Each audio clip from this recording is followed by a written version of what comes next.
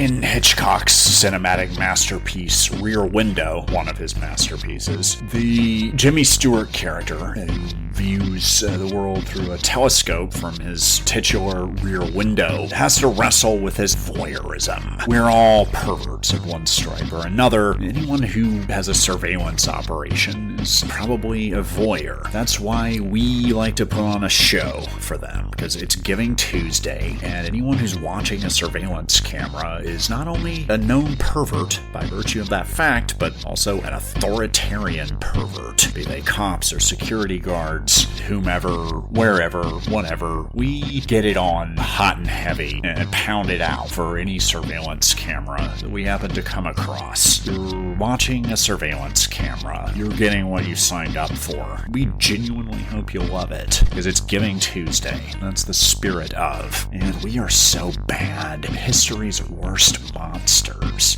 We ate ice cream last night when we were in our slankets watching old movies on Netflix. It was so bad. We could have been doing something productive during that time, but we weren't, because we don't care, because we love being bad, sort of. We think animals are adorable and cute, all of them, even the bugs. We still eat meat, because we are bad, and we're so bad we don't even own it. That's how bad we are. It's so bad it makes me giggle. She'll love it. She'll love being bad. Isn't that our gift to the world on Giving Tuesday? Let's do it right now. Let's have sex. We've waited long enough. That has nothing to do with Giving Tuesday. I mean, it does. You can extrapolate. I want to pin you down and nail you to the center of the earth. When you look at me that way, you can tell that you have a complimentary urge. So let's make this happen. Yeah, I love being seduced. I actually don't want it. You have to talk me into it. You have to convince me. Yeah, I was lying a minute ago. I don't want to have sex unless you can sweeten the deal and make me really enthusiastic about it. Yeah, you are a genius in that regard. We discussed our relationship earlier. We can do that as long as it's in our love language, which is spicy 5-alarm dirty talk. You're going to give me finesse, and as I can tell, I have never experienced. I'm going to give you goosebumps, the things I whisper in your ear. Let's do it, if you talk me into it. Let's not do it. Make me want it. Tease me. I don't need to be sleazy. Don't make it too easy.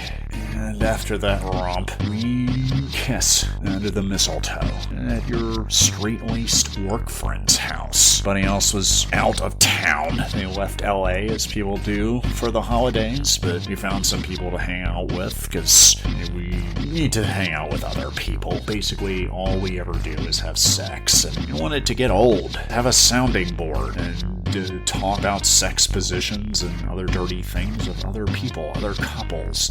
People, but not these people. They're not going to be into that. They're going to be grossed out by it. So just a peck under the mistletoe. Give me a kiss. Giving Tuesday. Yeah, I'm thinking the same thing. I want to have sex with you again right now, and neither one of us can resist. We just finished. That was supposed to solve this problem. Ugh, you are the gift that keeps on giving. Any day that ends with a Y. We have other dalliances. That strengthens our relationship. That's what we want to believe, which kind of makes it true. I'm sure you're rolling around in my absence. I like to know about that, just because I like information. I don't get off on it in any way, shape, or form. I only get off on sex that involves me, and involves me being the single point of focus, and being desperately wanted and longed for. And I can usually find that when I'm out of town. Non-profit conventions. Giving Tuesday is a huge day for nonprofits, and we usually talk about the results of Giving Tuesday campaigns. Nobody really likes to spit out numbers, because this is America, and that's the last taboo. If there's a sexual taboo, which there may not be, streaming porn is basically mainstreamed all of that, and made it rather pedestrian. Also, we don't know the longitudinal effects of 9-year-olds growing up watching porn. They might not be entirely positive. Anecdotally, I know a guy who dates a lot on Tinder. He's in his 40s, and most of the younger women he dates are significantly younger, like early 20s. And they say that they like him because all the guys their age have porn brains. They were watching porn a decade before they had sex of their own, and they think that's what it's like. It's not. You don't do anal pile drivers on a one-night stand. Not with that attitude. It shouldn't rule anything out. Life is full of possibilities. You only have the options you know you have. Taking us back. Non-profit convention. They don't call it non-profit for nothing. People are fighting over scraps. It's oddly competitive, and there's a lot of sublimation. People who think they're saving the world have weird places where they hide their neuroses and monsters, and they come out in strange ways, and I know this because I always hook up at non-profit conventions. All of those women have sex like feral animals. I come home badly wounded and not necessarily complaining. You usually get a special seat on the airplane. They take some damage themselves. They have an oddly high threshold tolerance for pain in the non-profit business. If you can find strawberry blondes with green eyes, that's all I'm gonna say. But it's crazy. I don't know if it's giving or taking, or perhaps both at the same time. Taking Thursday is not a day, because giving, in a sense, is taking. Definitely at non-profit conventions. Non-profits should have cheerleaders. There should be cheerleaders for good causes. I may have a bit of a cheerleader fetish. That is not true at all. A fetish is something you can't live without. I can live without anything. You've seen me do it. I've dumpster dove, eaten out of trash cans, and lived off the same bag of rice for 6 months. I don't need a cheerleader uniform to get hard, although I enjoy it. Everything should have cheerleaders. We should have cheerleaders for nonprofits. We should have cheerleaders for good causes. We should have cheerleaders for mental health, for self-esteem, for confidence, for the ability to forgive yourself for falling short of your high expectations. Cheerleaders for everything. Wearing your favorite colors, or your favorite color and the complementary color on the other side of the color wheel, because that looks cool, and cheerleaders look cool, and they're sexy, they're willful, they're playful, but also dead serious about getting you motivated, and they're here for you. That's really sexy, for me at least, when they're here for me. When they're here for you, it's not the same. I'm selfish in that regard, but cheerleaders are not, and you can get cheerleaders for good causes, for nonprofits, for states of mind. Why not? They don't just do sports. Cheerleaders are, if nothing else, flexible. I don't know if it's a fetish, but you get randy, I've noticed, at weddings. Anytime we can go to a wedding, you always want to go. And anytime we go, you find some spot rather quickly, as though you've scouted it out beforehand, or perhaps done some crank off the back of the toilet in wherever the bathroom is and wherever this wedding is held. We've been to all kinds of weddings. We went to one in a conservatory, mini golf course, one on a Ferris wheel. It was not as cool as I was led to believe. The hand job in the air was fun. As the wheel stopped when our car got to the top, we were swinging back and forth. One side we could see the Pacific Ocean, other side we could see Topanga Canyon on fire. And behind it, you just feel the energy of the San Fernando Valley. Not the suburban bland fest that it used to be. There's culture in the valley now. You just have to get someone to show you around. It's like Houston. There are a lot of hidden gems. You love weddings, and I love them because you love them, and because you are giving pretty much any imaginable way. Sometimes you let me run the show, and you're up for anything. Seriously, I've tried stuff I didn't even like, but it was just humiliating. I wanted to see if you'd do it, and you did. And sometimes you like to seduce, and you're masterful at bringing those things together, but that only really happens at weddings. There's a special kind of sex we have at weddings. We got a brand new move out of it. The bouquet toss. It'll be an Urban Dictionary eventually. I am, by nature, a sensualist. I never really got a chance to thrive in that regard, but I love the life of the senses. All of them: taste, smell, touch. Just the way that your goosebumps rise, and this little moan when that happens, and then a cat purr when you're are so satisfying because you get a chance to seduce me and I let you win. Works out well for both of us. And you know what you're doing in that regard, but I am living a life of the senses sometimes. Not like I could be. I feel like I had a chance to be really good at that when I was younger, and I got stuck with depression instead. I got good at that. And have I missed my chance to be a great sensualist? I like to think not. I believe that leaving that door open accomplishes more than closing it. Even if there's nothing coming, I can live that life of the senses. Be so good at that, so good at giving and taking, the kind of taking that more generous and feels better and more giving than giving itself. And you need it. You need help, but for right now, you at least need a massage, because there's a crazy amount of tension. You know, I would be tense too if I was hiding what you're hiding. I know what you did last Giving Tuesday. Yeah, I don't know. Do you know what I'm talking about? You don't know what I know. It's not going to do you any good to lie about it. All you can do is just stonewall me. That's what you're doing. Come on, it's sexy when you lie. Yeah, you can't help yourself. You love it. Choke on it. You are incorrigible, just like you were last Giving Tuesday. You want everybody to find out about that? I can tell about that, or I could get distracted by some really nasty thing that you do for me right now, and I could talk about that instead, because that would be way more interesting. Whatever it is that you do, it's going to be interesting. I don't know if it's going to be as interesting as what you did last Giving Tuesday. See what you come up with. And when we're done, we started off nice and sensual, and then when the ice cube came out, things took a turn for the kinky and stayed there for quite a while. I don't know how long, because we both lost track of time. There was no beginning, no end, no past, no future, just this. You know what this is. Yeah, that's way more interesting than what you did last Giving Tuesday. You were off the hook there. We are reading to each other by candlelight. Just thinking about how... There's no word. I was gonna say precious, and then I caught myself, and I heard what I was about to say, and I realized how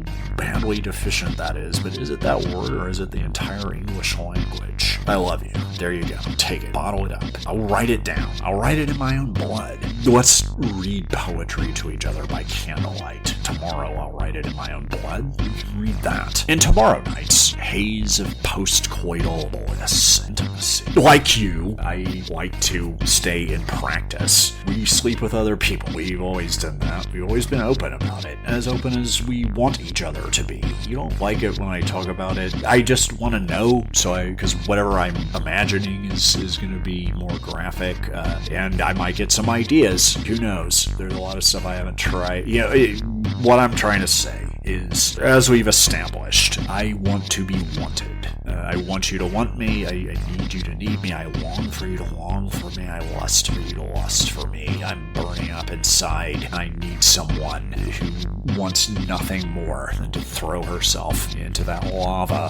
However, what I was going to say is, because of that, I don't like even the idea of paying for sex. Don't patronize sex workers as a habit. It's too expensive, and it feels degrading to me as someone who is establishing that he has to buy the kind of companionship that he wants.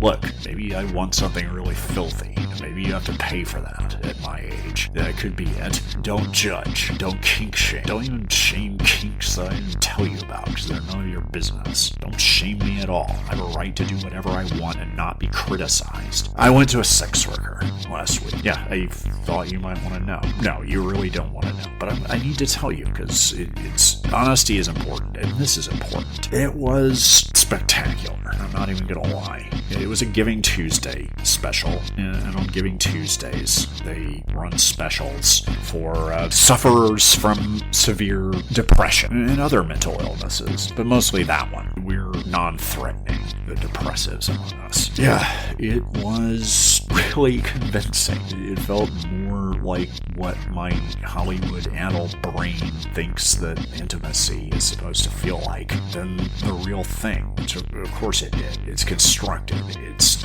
designed by someone wide range of experience, who's probably cynical about it and knows in the way that marketers and dog trainers do people's base instincts and what we really respond to, and gets off on watching us jump through those hoops. Be that as it may, I felt so wanted, lusted for, longed for, worshipped. It was like having sex with someone I love is supposed to be like. Yeah, with you, it's different because I am in love with you, and that's real sex, and that's going to be messy. And so was this, but in the best possible way. It sent shivers down my spine, and back up and back down again, and through my whole nervous system to other parts of my body. I learned a lot. I can tell that you're upset, but someday maybe we can have an adult conversation about it. You can hold your end of that. For now, I have an idea. Let's get the tension out.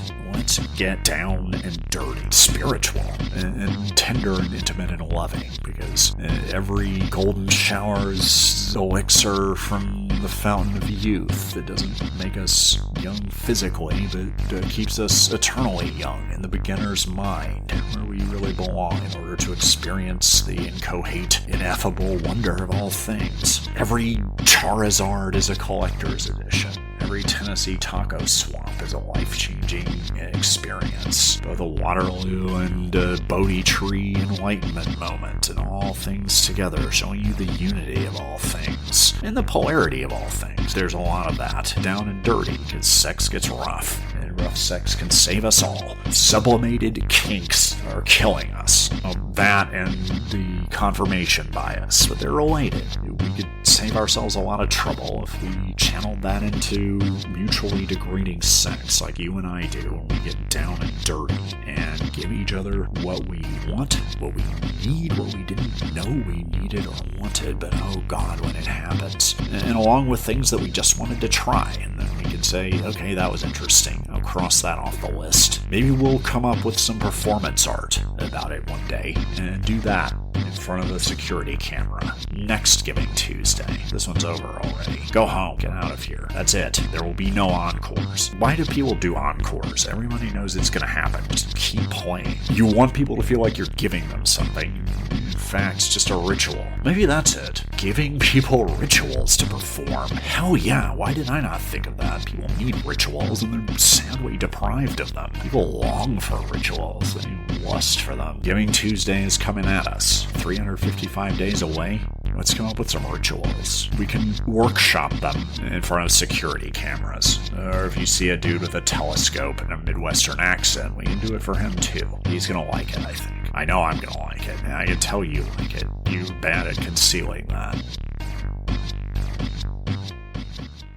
The unexamined life is not worth living. The examined life is hell. You're trapped in the torture chamber of human consciousness, but you can distract yourself by sparking a hot and heavy parasocial relationship with me, the producer, host, and witty and wounded romantic hero of Emerson Dameron's Medicated Minutes, LA's #1 avant-garde personal development program. You'll go on a wild ride full of sex, drugs, power dynamics, absurd obstacles, nonsensical twists, and predictable reconciliation. I'm a patient and passionate lover, cryptic and enigmatic enough to handle all of your psychological projections, and my avoidant personality means I'll never get close enough to let you down. To win it all, you have to risk losing it all, but when you get the introductory package and Emerson Dameron's Medicated Minutes reader, you will risk a mere $7, and you can pretend you were a fan from the beginning. I'm Emerson Dameron. I love you personally. Levity saves lives.